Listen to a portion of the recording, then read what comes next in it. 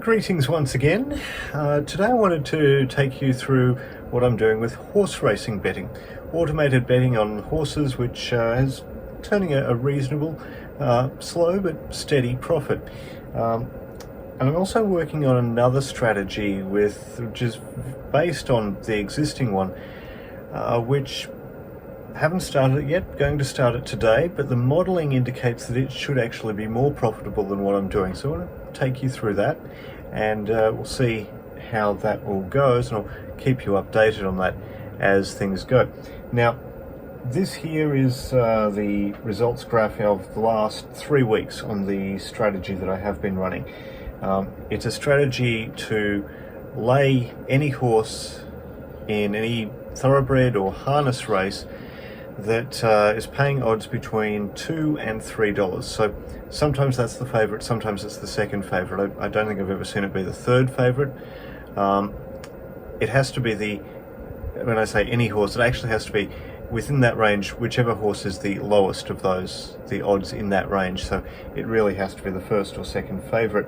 And as you can see, it's going pretty well. Now this is using stop at a winner staking, looking for 50-cent profit target per winning race, and as you can see, it's pretty consistent. There's a few little drawdowns here and there, but overall it recovers quite happily and continues on its merry way. It's up about $70 in the 3 weeks, which works out to about just over $3 a day. That's roughly where I'm seeing it, about $3 a day. Sometimes you see $5 on a good day. The interesting thing in particular with it, though, and it's something I've noticed previously with horse racing, is that Saturdays with this do much better than every other day. I've noticed that before with backing horses, that Saturdays have always been a struggle for me. Laying them, picking the one that will lose is certainly working better on the Saturdays. So I think that's largely down to the quality of the races on the Saturdays being much higher than the other days generally. So you tend to have many more competitors in the race who stand a decent chance of winning, and thus the runners that are at that $2 to $3 range aren't necessarily as secure a chance at winning the race as they would be on other days. Now, overall strike rate on this is about 60%, which is pretty good. What I'm looking at doing, though, is the flip side of this, actually backing runners that are in that $2 to $3 range. Now, in theory, that should have about a 40% strike rate. Again, good. Unfortunately, I have tried this with stop at a winner staking, and it ends up hitting some stop losses pretty regularly because you do get quite a few runners in a row that don't win, which is great for laying them, not so good for backing them. So let's have a look at some of the systems that are actually being used here. So we'll come back to that in a moment. This is the one I'm using at the moment. This is the ANZ Horse Bot. Now, I'm barely scratching the surface of what this thing is capable of. It has some enormous power under the hood that I've barely delved into. The one thing that I find really useful with this for the strategy I'm running is this box here, the any selection box. Instead of saying which favourite it is, I can say any selection, then tick this single bet box, and it will go for the lowest available odds runner within my specified odds range.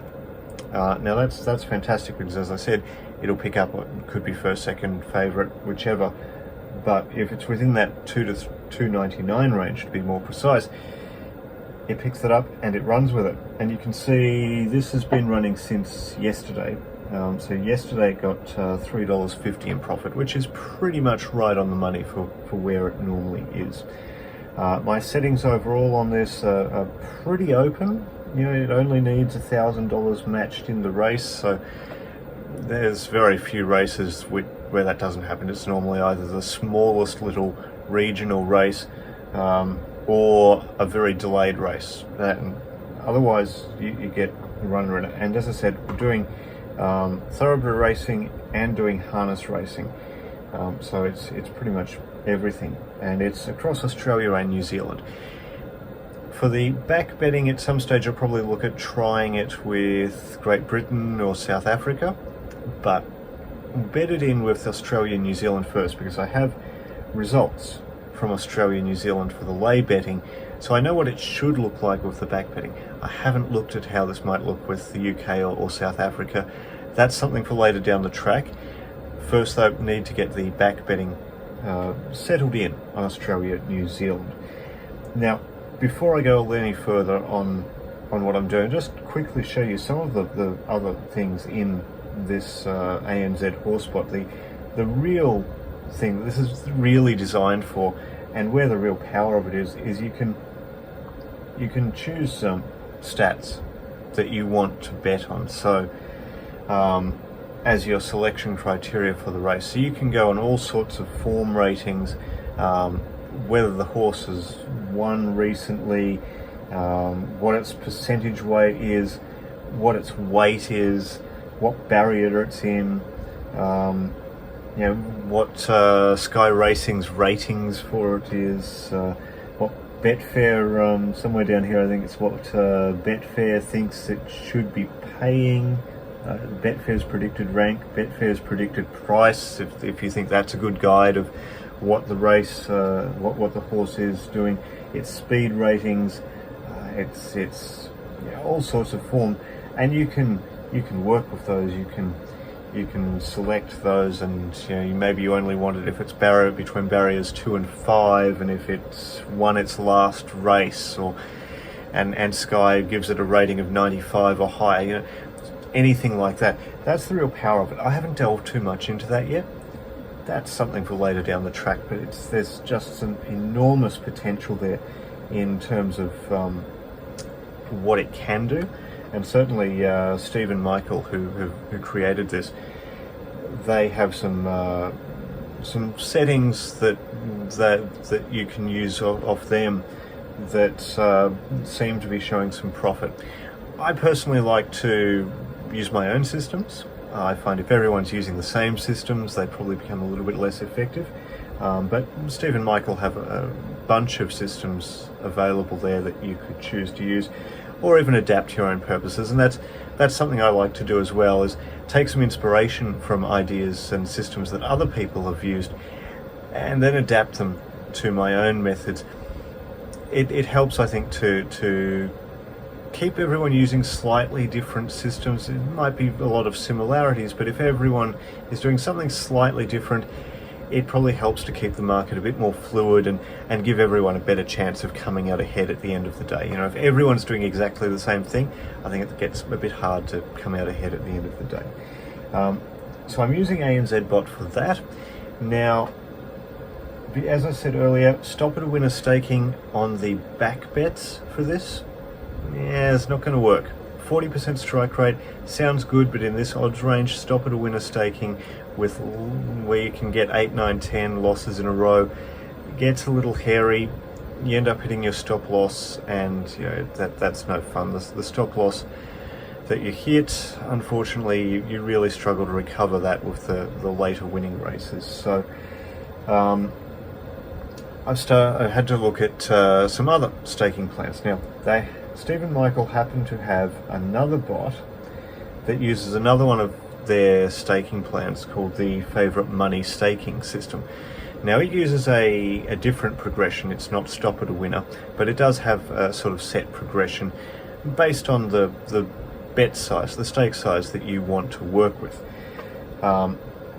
Now, this bot's been built around that. I mean, it has a few other staking options available. It even has stop at a winner in there if you wanted to use that. But it has the Favourite Money Staking, and I ran some numbers based on how that staking plan should work, and it looks good. It looks promising. If we just go back to the spreadsheets when I find them again. Here we go. So this is basically taking my last 3 weeks of results on the lay bets, turning them into back bets, and then applying the staking as per the staking plan from the Favourite Money Staking. Now, this is looking at 50-cent base stake, a $5 profit target, and a $50 stop loss. this is kind of the overall on it, and it's up and down. There's a number of stop losses in there. It's come good of late, but you can sort of see it takes a while to recover any of these losses, and that concerns me. I'd be concerned that you'd be hitting stop losses with this and just really struggling to recover, and probably just jumping up and down on the same spot. So that didn't quite work out. Now I tried some different permutations. I tried something where, 1 cent profit target, which reduces the staking in theory, and reduces the staking progression in theory, but you still get the occasional run where it wants to just take off. Now, stop losses there at 1 cent profit target, good luck ever turning a profit. So I tried pulling the stop loss out completely, and yeah, sure enough, there's $800 halfway through the 3 weeks, but it did have to go down $800 along the way to get there. Yeah, I'm not too comfortable with that, or 50-cent stakes, thanks. So no. So then I went back to my thought earlier of Saturdays for backing this range. It's always a little tricky. So what if I take away the Saturdays? Just pull them out completely. Well, that seems a bit better. There's still a stop loss in there, but it's pretty consistent. It does manage to recover that and does pretty well. Now this again is a $5 profit target, $50 stop loss, 50-cent staking. That looks pretty good. That's almost $140 in the 3 weeks. That's double what the lay bets are doing. That's pretty good. I'm pretty happy with that. But what else can we do that might work just as well, or maybe a little bit better? Well, let's try changing the profit target a little. Let's try that $0 target again, the 1 cent target again. Looks roughly the same. There isn't that stop loss in there. There's a little drawdown, but it didn't actually hit the stop loss. But it did only make $80. So it's not quite as good as what we were looking at there, because we were making $140. So we'll put that to one side. What if we increase the profit target a bit? This will mean that the staking sequence goes on for a bit longer, and we therefore stand slightly higher risk of hitting the stop loss at times, but the higher profit target might compensate for that. Well, let's have a look at $20 target. That's too up and down for my liking. It's too much of a roller coaster. There's multiple stop losses in there. Sure, there's some sudden wins. Pretty late in a staking sequence by the looks of that, but yeah, it started off well, but since this point here, it's kind of jumping up and down on the spot, and I'd be concerned that that's what it would keep doing. Try another number. Let's try $25. Oh, well, that looks nicer. $25 target. That actually looks good. Now, there is one stop loss in here. This down here is not actually hitting a stop loss. It is, or maybe it was. I'd have to actually, I think there was. Yes, sorry. I ran so many numbers on this that in my head it's a little bit confused as to which one's which, but yes, there are actually 2 stop losses in here. But even though it hit the stop losses, this is what's really good about this, the win rate when it is winning is faster. So it overcomes those losses very quickly. And in fact, despite the 2 stop losses in here, it's made, what's this, about $250 in 3 weeks. $250. Now that is far and away better than what we were seeing anywhere else. So that one is pretty much the number I'm going to look for. So that's what I'm setting up. So if we go back to the bots, there's the favourite money bot, similar interface to the ANZ Horse Bot. Stephen Michael's bots all look fairly similar, so once you get used to one, it's pretty easy to get used to the others, and that's great. Being able to work your way around them pretty easily. You can see here it's loaded races up for the day already. It'll load more as Betfair starts listing the rest of the races for the day. That's some of them. There's still a few to come. Now for this is the one caveat with this bot compared to the ANZ bot, and this is where I don't know if my numbers are going to work exactly the same way as they have done in the spreadsheet. With the favourite money bot, you actually, well, I'm going to eat my words live on camera here. I had not seen that option had been added. The option I'm talking about, this one here, the any selection. I actually thought, and I think this was the case with a previous version of this bot, I'll stand corrected if that's wrong, but the screenshots I've seen from some of the manuals indicate to me that this wasn't here previously. Now it is. I thought I was going to have to do first favourite in one strategy, second favourite in another strategy. So what I was going to do is have the first favourite here in the range of 2 to 3, and in the second strategy, which I haven't set up yet, and I won't need to now, but I was going to do the second favourite and specify again the 2 to 2.99 and set a price for what the first favourite would have to be. So the first favourite there would have to be anything below $2. Therefore, you would be getting the whichever one is in that range, the 2 to 2.99, whether it's first favourite or second favourite, and you wouldn't be doubling up bets accidentally either. So, but I don't need to do that, so I can just change that there to any selection and we're good. So I should probably change this to 2.99. Not that it makes a difference. 2.99 is not a valid Betfair odds level. I guess 2.99 does at least mean I'm not going to be hitting ones that are $3. I mean, variation in markets as you're placing bets, maybe I will get one that's $3, but I'm not.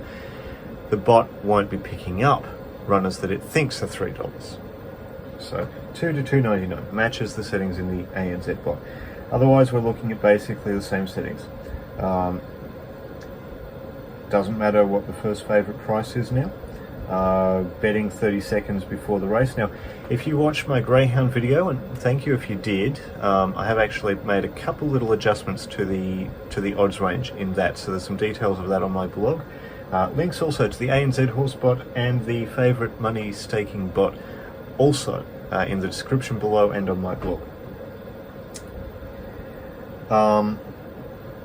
If you were watching my Greyhound racing video, you would have noticed that I said that I do actually change this value a bit. I like 30 seconds before the jump because the market tends to be very mature at that point in time.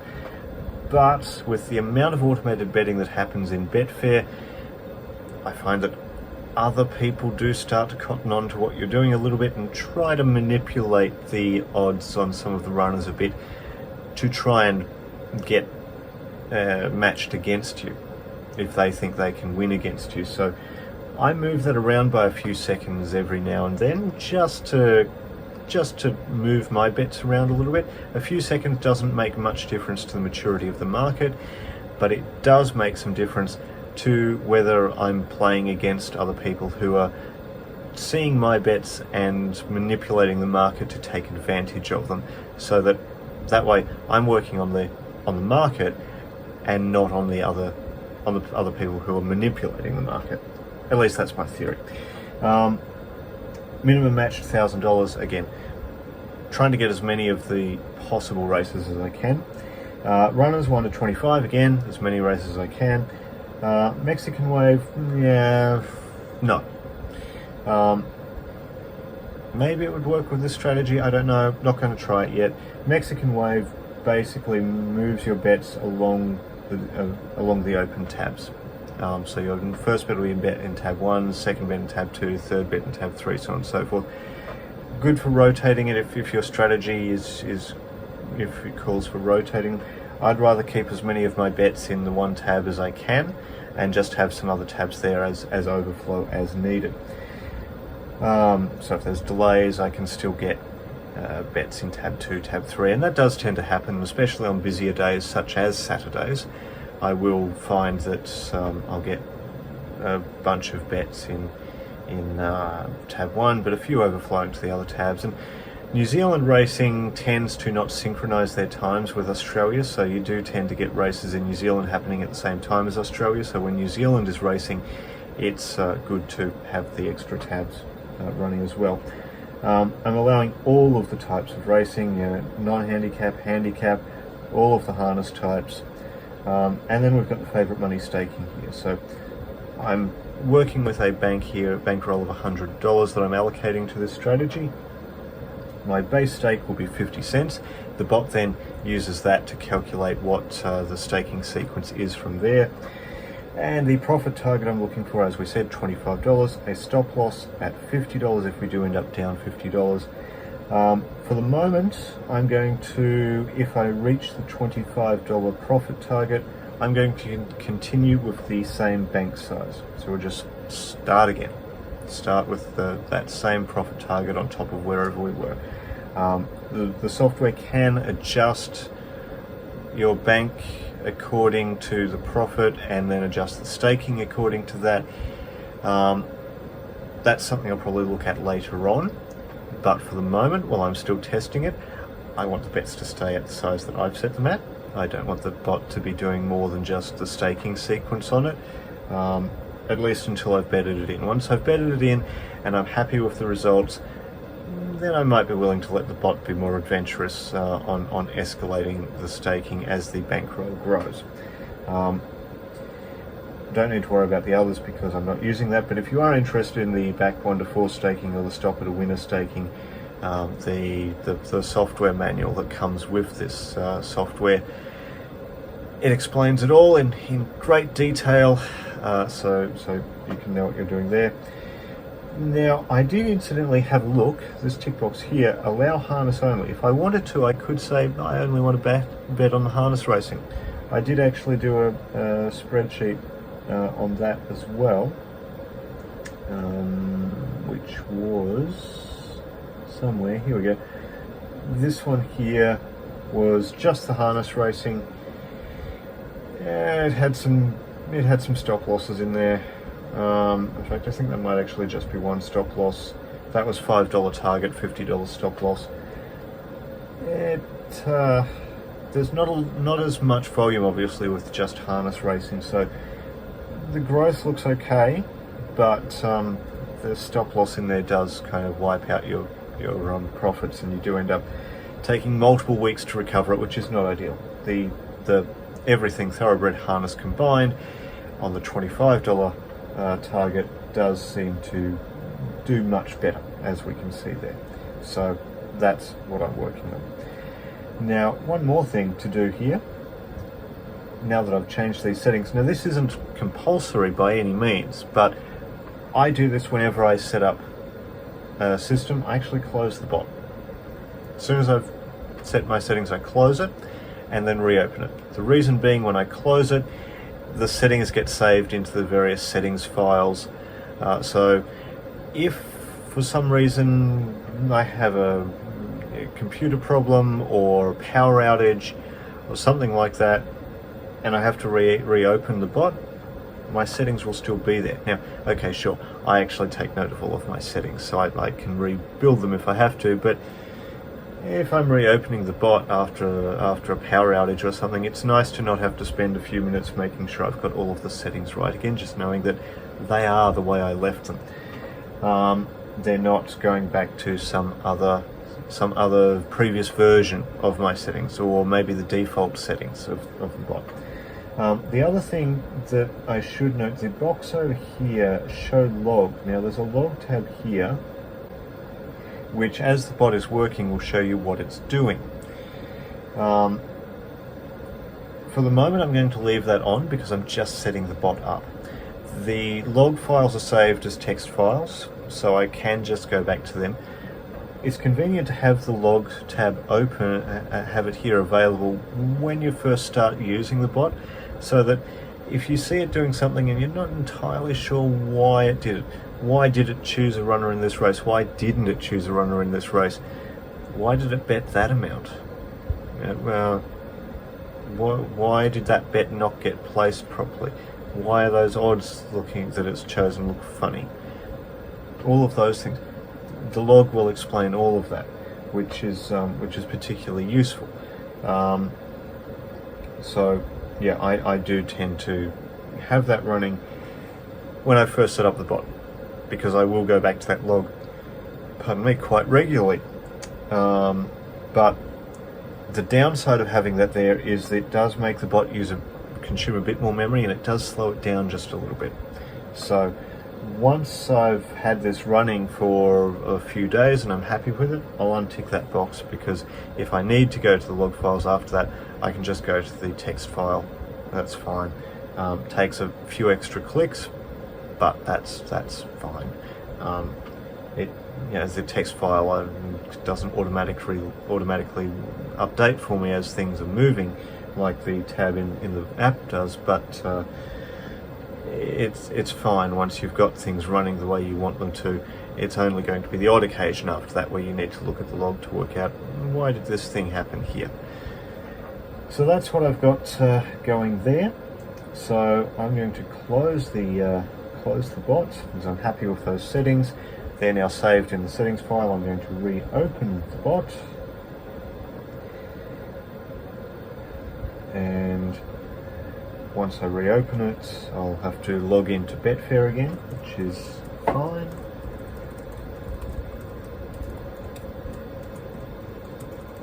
I don't think that's the way my password is spelt. That might not be right either, but let's see. Yeah, okay, we'll try that again. It didn't feel right when I was typing it.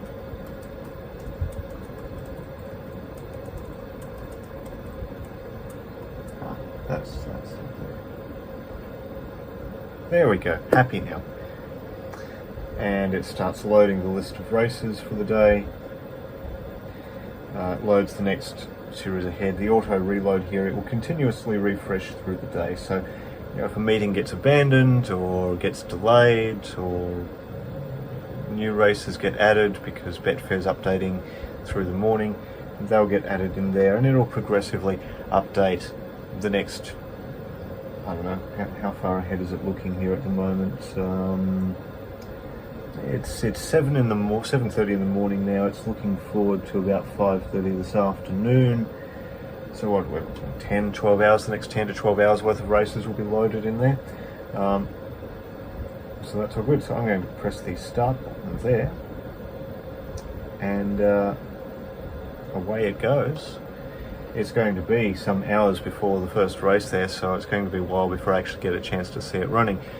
But I will come back to you with another video and another blog post, probably with an update. I don't know, probably next week. See how things are going, and hopefully we have a nice positive number sitting up here showing some good profit, and that would be lovely. Mind you, it is a Friday, so Friday will probably be alright. Saturday makes me a little bit nervous, so I don't know if on Monday I'll be all that excited about the numbers there and want to make a video about it, but later in the week, based on the modelling I've done, it should be in a position where I have enough data to show, yeah, this works roughly the way I thought it would, and then that'll be good. I mean, if it doesn't work the way I thought it would, then I'll come back to you with that and analyse some data and see what needs to change. But that, based on the modelling I've done, I'm pretty confident with. So that's what I'll leave running. The Fave Money Bot, the ANZ Horse Bot, links to those, as I said, both in the description below on my blog as well. If you want to check them out and follow along, or maybe you have your own strategy you want to try, or all of these bots come with various strategies that you can try that have been tested in them, and those generally seem to work pretty well as well. I like to do my own thing with them, but there's plenty of opportunities there for automated betting, and I've It's 7:30 in the morning. I came home from work not long ago. Yes, I work nights. I work through the middle of the night, so there's a good chance that I'll be asleep through some of these races. But I've been working with these bots for long enough now that I trust them to do their thing. You know, I'll always be careful about how I set them up, but I trust them to sit there and do their thing and work with the settings that I've given them. So there we go. See how it goes, and fingers crossed it's all good, and there'll be some nice profit there. Yeah, whatever you're doing, good luck on the punt.